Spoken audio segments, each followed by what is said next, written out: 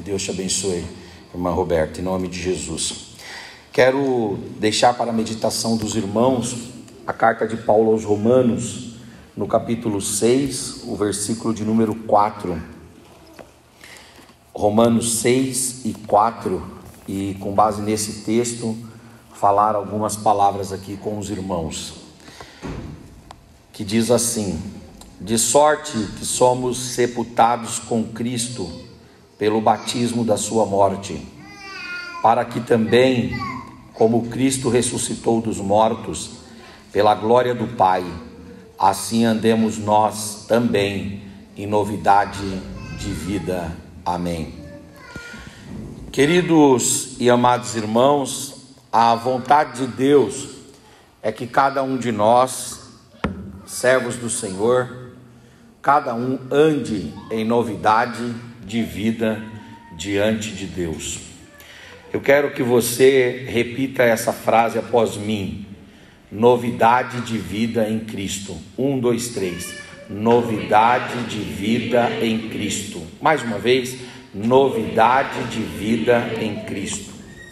Esse texto fala a respeito desta novidade de vida em Cristo. E esse texto ele é fruto de uma construção que o apóstolo São Paulo faz aqui na carta aos Romanos. Em primeiro lugar, no capítulo 1 de Romanos, ele trata a respeito da depravação moral e pecaminosa de toda a humanidade. Aliás, uma das descrições a respeito do pecado mais verdadeiras e tristes das Escrituras Sagradas é o capítulo 1 de Romanos, quando Paulo diz que o homem foi entregue a si mesmo e, ao ser entregue a si mesmo, cometeu todo tipo de torpeza. E Paulo traz ali o rol de muitos pecados que a humanidade abraçou e passou a praticar. Quando Paulo escreve o capítulo 1 da carta aos Romanos, falando a respeito da universalização do pecado, ele indiretamente produz no coração dos judeus uma sensação de que os judeus estariam fora desta prática de pecado, porque eles não foram arrolados ali no capítulo 1 da carta aos Romanos como pecadores. Então Paulo é obrigado a escrever o capítulo 2 da carta aos Romanos, na qual ele fala que não apenas os gentios caíram em pecado, não apenas os não-judeus, não apenas as múltiplas etnias caíram nas desgraças do pecado, mas também os judeus foram envolvidos por esse pecado. Porque não obstante ao fato dos judeus terem a lei, eles amaram mais a lei do que o Deus da lei. Não obstante ao fato deles terem o sacrifício, eles amaram mais o sacrifício do que o Deus do sacrifício, a ponto de nas Escrituras chegar determinado momento que Deus fala para eles: o que eu quero de vocês não é sacrifício, é misericórdia. O que eu quero de vocês não é o templo, é que vocês entrem na minha presença de forma genuína e real, porque a própria estrutura religiosa os contaminou. O F.F. Bruce fala que a tirania do pecado, ela se exacerba, ela se impõe de forma tão gritante, que a tirania do pecado toma a lei e escraviza a lei, no sentido de que a lei é dada para a salvação do pecado, mas o pecado se assenhora da lei e torna aqueles que seguem a lei legalistas, de modo que o farisaísmo e o legalismo, ao invés de aproximar de Deus, aproxima da lei pura e seca e que gera morte, porque a letra mata, e afasta do Espírito que vivifica. Então, no capítulo 2, Paulo vai tratar a respeito da pecaminosidade presente também entre os judeus. Aí, quando chega no capítulo 3 da carta aos Romanos, Paulo vai falar que o pecado ele está sobre todos os homens. Por isso que em Romanos 3,10 Paulo diz: não há um justo sequer. Ou seja, Paulo está falando que ninguém tem a falta, a carência do pecado original, do pecado adâmico e também dos pecados pessoais, dos pecados práticos, de modo que houve, segundo Romanos 3, a depravação total. E aí quando chega no versículo 23, Paulo diz: porque todos pecaram e destituídos estão da glória de Deus. Quando chega no capítulo de número 4, Paulo fala a respeito de Abraão, que Abraão também vem de um mundo de pecados. Abraão também vem de um ambiente de politeísmo, de um ambiente de liberalismo, de um ambiente de selvageria, de um ambiente de pecado. E Abraão, ele foi justificado pela fé, porque ele creu em Deus, e isso foi-lhe imputado por justiça. A justiça de Deus veio sobre Abraão por meio da fé. E aí Paulo vai trabalhar o assunto da justificação. Ele diz: olha, é verdade que todos nós somos pecadores, e mesmo os mais religiosos também se tornam escravos do pecado, porque o pecado se assenhora da religião. É verdade que todos pecaram e destituídos estão da glória de Deus, mas é verdade também que há um escape para o pecado. É verdade também que há uma saída para o pecado, há um remédio para o pecado. E que remédio, que saída, que escape é este? É a justificação por meio da fé. A justificação por meio do crer em Deus e nas promessas de Deus e no Filho de Deus. E aí quando chega no capítulo 5 da carta aos Romanos, Paulo vai dizer: tendo sido, pois, justificados pela fé, agora temos paz com Deus por meio de nosso Senhor e Salvador Jesus Cristo.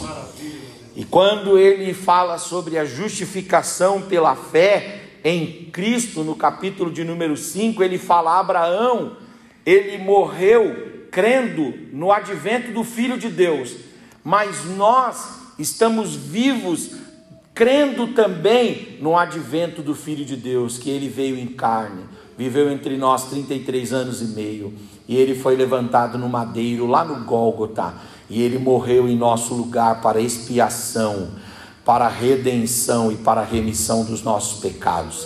E se nós cremos então na obra de Cristo, se nós cremos então no seu sacrifício, nós recebemos os efeitos desse sacrifício.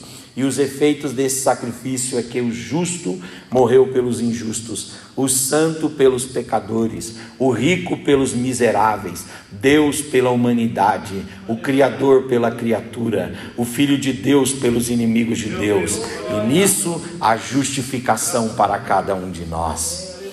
E aí nós estamos então justificados, Paulo diz a partir de Romanos 5. E já que estamos justificados, nós precisamos entender que nós morremos com Cristo na sua morte e ressuscitamos com Cristo na sua ressurreição.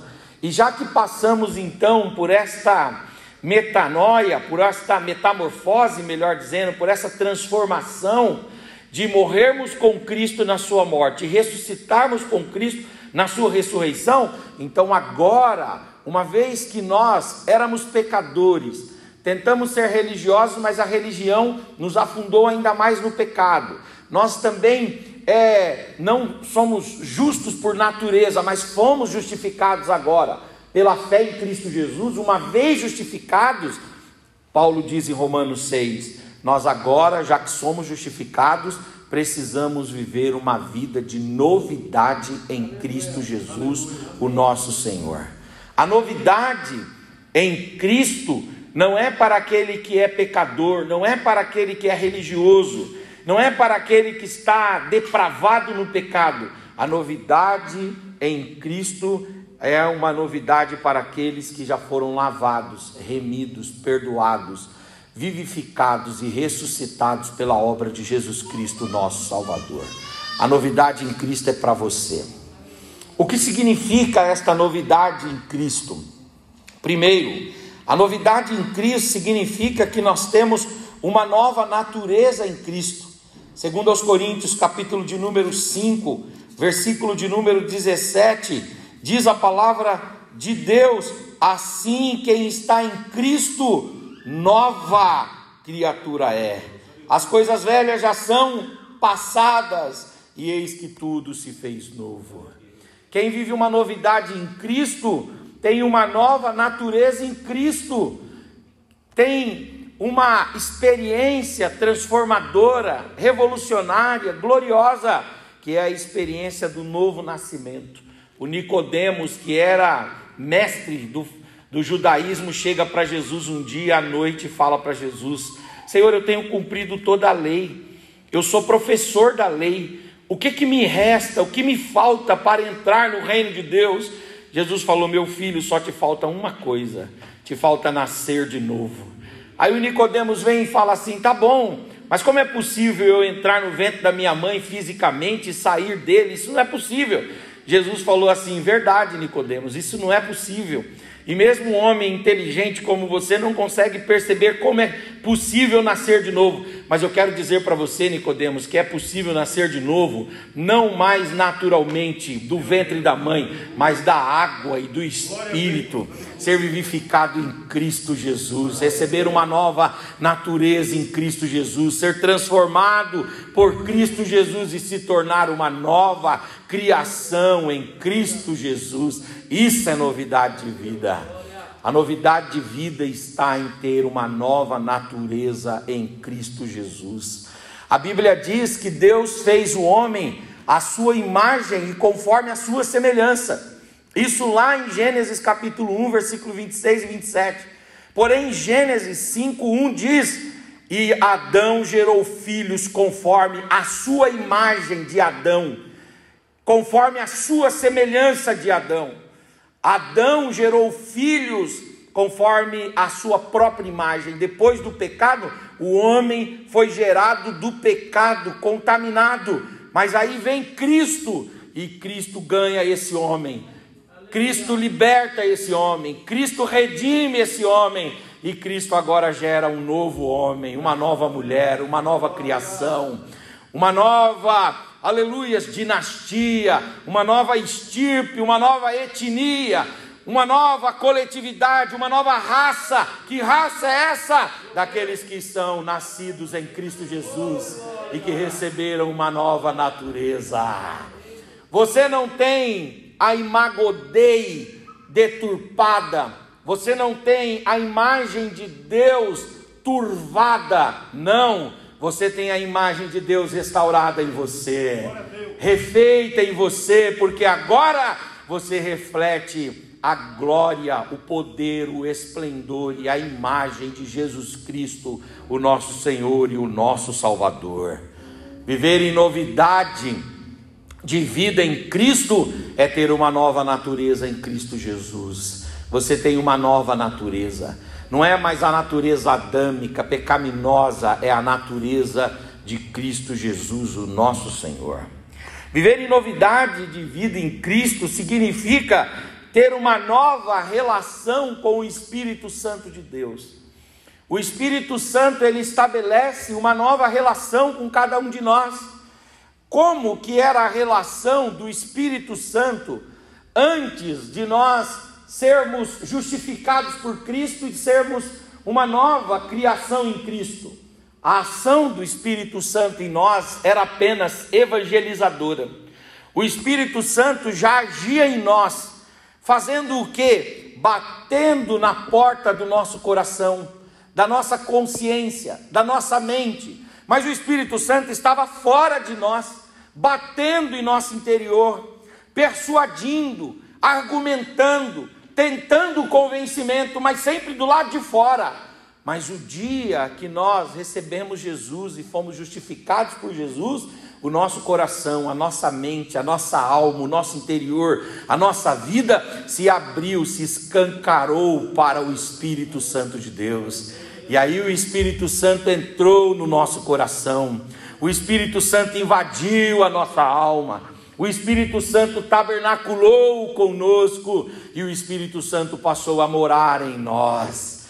Do mesmo jeito que quando as pessoas abriam ou levantavam, erigiam altares no Antigo Testamento, o Espírito Santo de Deus descia e tomava os altares. Do mesmo jeito que quando Moisés inaugurou o tabernáculo, o Espírito Santo veio sobre o lugar santíssimo e possuiu o lugar santíssimo. Do mesmo jeito que quando na inauguração do templo de Salomão, o Espírito Santo de Deus adentrou aquela casa, de modo que quem estava dentro não podia sair e quem estava fora não podia entrar. Do mesmo jeito que no templo de Ageu, a palavra de Deus diz que veio uma gloriosa manifestação do Espírito Santo de Deus consagrando aquela casa, de forma que o Espírito tomou a casa. Do mesmo jeito que o Espírito Santo de Deus entrou no cenáculo onde quase 120 irmãos estavam reunidos e entrou na casa e fez morada na casa, da mesma forma, quando nós aceitamos Jesus e somos uma nova criação em Cristo Jesus, a nossa relação com o Espírito Santo muda. Ele agora não está fora de nós falando ao nosso ouvido, ele não está fora de nós sugerindo mudanças, ele não está fora de nós mais batendo, não. O nosso coração e a nossa mente já se abriram para o Espírito Santo e agora ele fala conosco, não como quem está longe, mas como quem está dentro, tomando cada um de nós. Essa é a nossa nova condição e nova relação no Espírito Santo de Deus.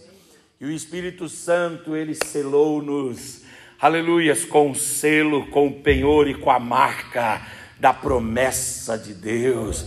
O Espírito Santo não fala com você como fala com todos os homens, porque a nossa relação com ele não é mais uma relação de evangelizado e evangelizador, uma relação de pecador e de convencedor, não. A nossa relação agora é de selado, de tabernáculo, de habitação. Aí você diz, mas como é possível, pastor? Eu sou tão fraco, eu sou tão falho, eu sou um vaso de barro. Paulo vem e explica aos irmãos de Corinto dizendo, nós temos essa virtude, nós temos esse dom, nós temos esse tesouro, nós temos essa riqueza, nós temos essa singularidade, nós temos esse prêmio, nós temos essa virtude, nós temos a glória de Deus repousando em tesouro de barro, aliás, em vaso de barro. Nós temos esse grande tesouro de Deus repousando em vaso de barro. A novidade em Cristo é uma nova relação com o Espírito Santo de Deus, porque o Espírito agora fala de dentro para fora. O Espírito agora não está, aleluias, como um forasteiro, um peregrino, um transeunte, aleluias, batendo apenas nos nossos corações e saindo, não. Ele agora encontrou casa, encontrou morada, encontrou habitação, aleluias. E nós podemos dizer ao Espírito Santo, como os discípulos de Emaús falaram ao Senhor, ah, Senhor, já se faz tarde, fica em mim, mora em mim, aleluias, e conduz a minha vida. Essa é uma nova, aleluias, natureza e nova relação com o Espírito Santo de Deus. Agora a nossa relação com o Espírito Santo mudou também, porque antigamente nós éramos visitados pelo Espírito Santo apenas de forma comedida. Essa é uma marca interessante da pneumatologia, que é a doutrina que estuda o Espírito Santo. No Antigo Testamento, na Antiga Aliança, o Espírito Santo ele vem para conosco sempre em dose certa, sempre em porção definida, em conta-gotas. O Espírito Santo vem sobre nós de forma mensurável, ou seja, para que você seja cheio do Espírito Santo, algum outro tinha que estar vazio do Espírito Santo, e isso acontece em todo o Antigo Testamento. Por exemplo, o Abraão só é cheio do Espírito Santo porque o Ló está vazio. O Ló está tão vazio que ele tem relações sexuais com as suas próprias filhas. Isso é uma oquidão espiritual sem igual, sem medida. O Abraão está cheio, mas o Ló está vazio. O Isaac, ele está cheio, mas o Ismael, ele está vazio. Ele está longe, ele está distante de Deus. E aí, por conta desse distanciamento de um, o outro pode estar cheio. Se você olhar para o Esaú e para o Jacó está cheio do Espírito Santo, mas o Esaú está vingativo. O Esaú está casando com mulheres que Deus falou para não casar. O Esaú está desobedecendo a palavra de Deus, e o Esaú está querendo vencer na vida, matando e ceifando vidas alheias. O Esaú é um indivíduo extremamente perdido, violento, enquanto o Jacó é cheio do Espírito Santo. Dentro dos filhos de Jacó, nós temos 12 tribos, para que José seja reconhecido como um homem cheio do Espírito Santo, em quem há a virtude do Espírito Santo. Os outros 11 irmãos dele têm que estar conspirando a morte.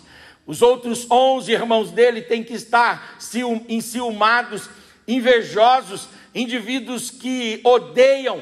Quer dizer, 11 estão vazios para um estar cheio.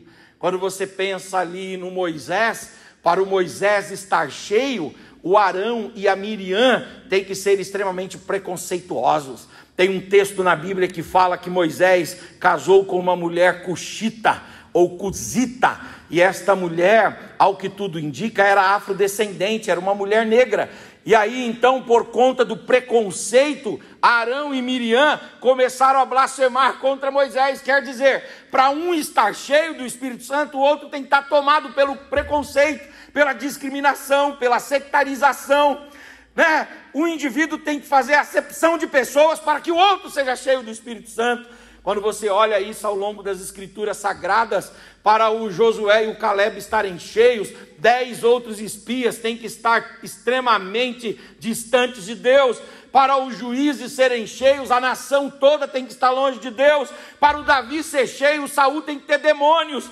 Para o Salomão ser cheio, Adonias tem que estar conspirando morte. Para os profetas, da mesma sorte. Para um ser cheio, tinham vários outros falsos profetas. O Espírito Santo, a relação dele era sempre dada em conta-gotas, em porções pequenas. Mas, irmãos, acontece um fenômeno no Novo Testamento. No Novo Testamento, Jesus Cristo vem e diz: quando eu for para o meu Pai, eu não vos deixarei órfãos, eu vos enviarei sobre vós o meu Espírito. Aleluias!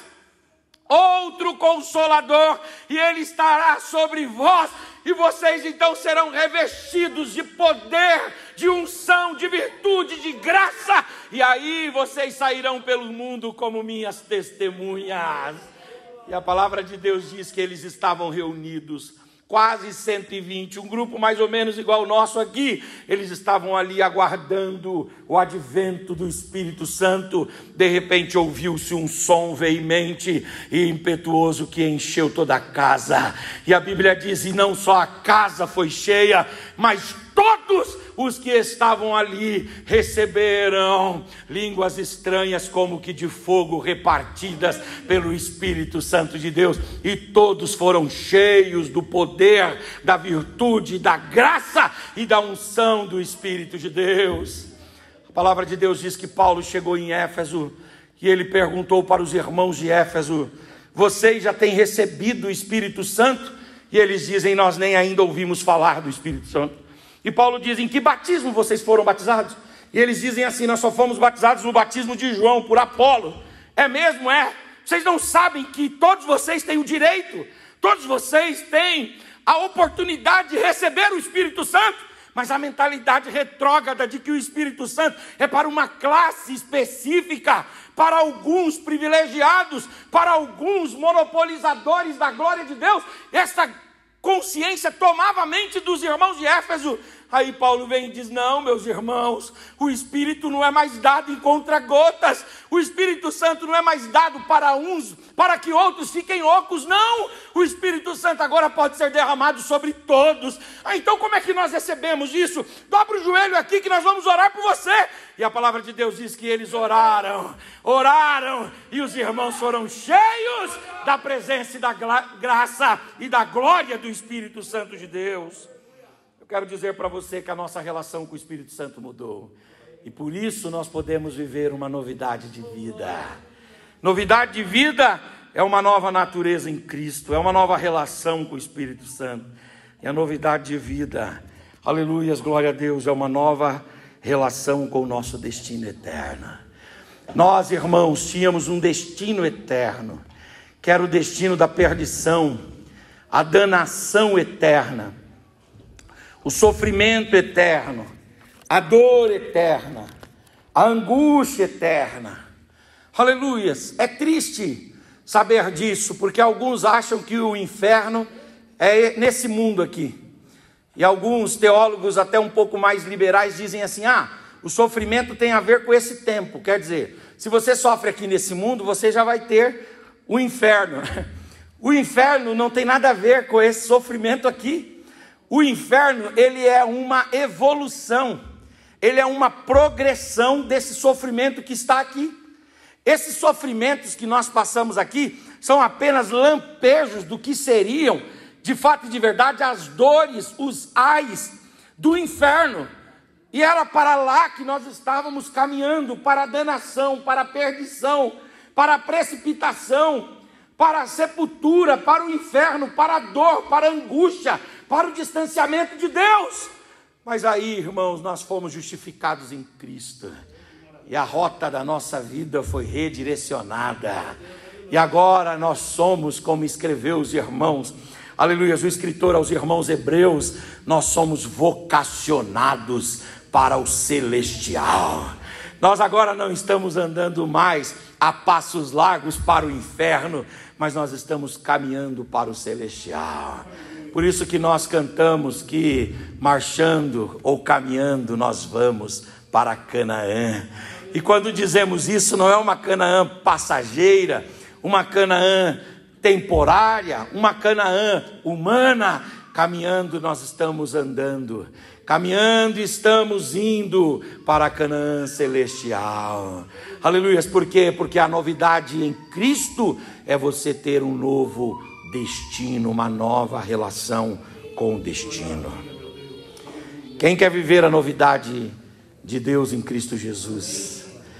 Ter novidade em Cristo é ter uma nova natureza em Cristo, é ter uma nova relação com o Espírito Santo, é ter um novo destino.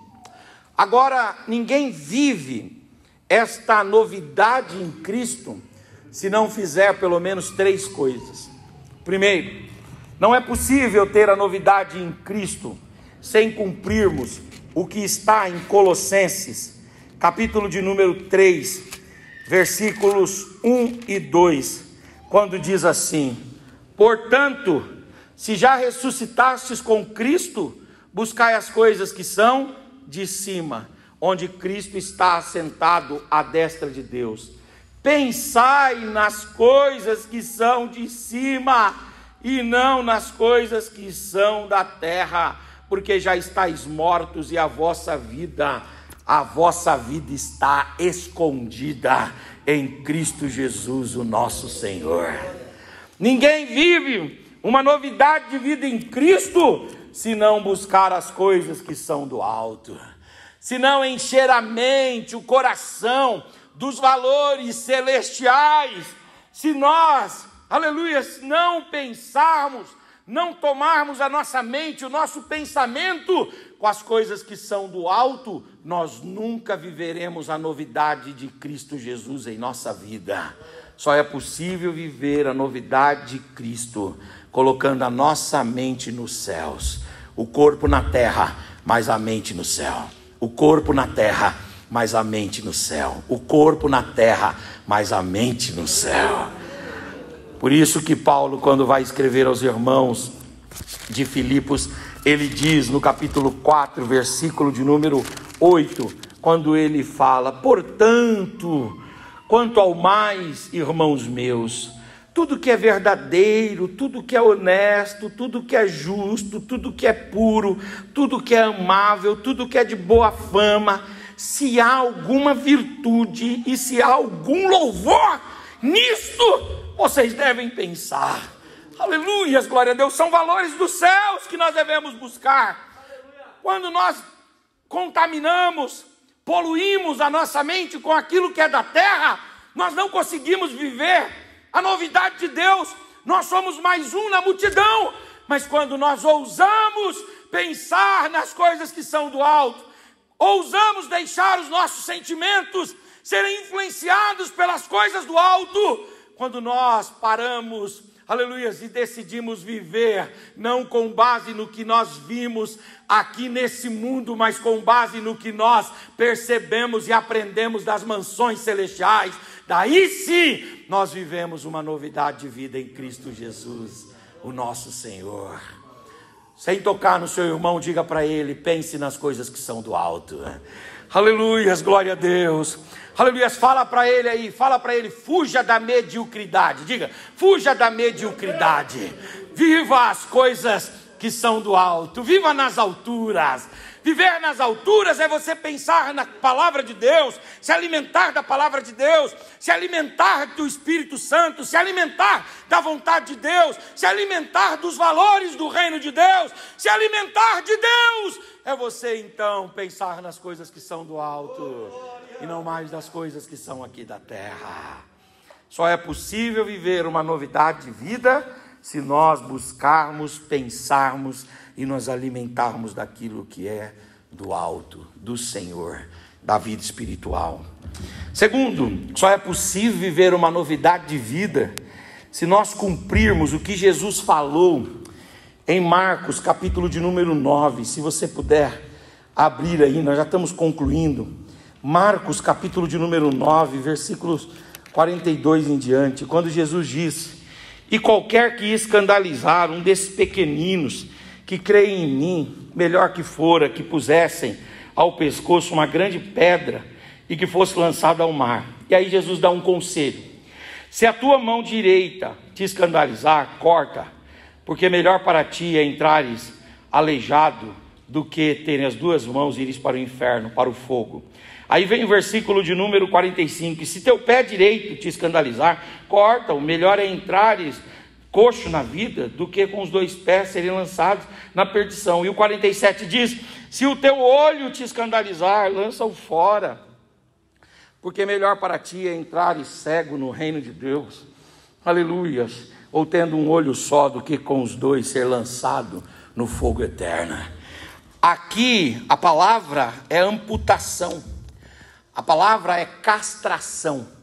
E essa castração, ela não é física, ela não é uma castração real, ela é uma castração moral.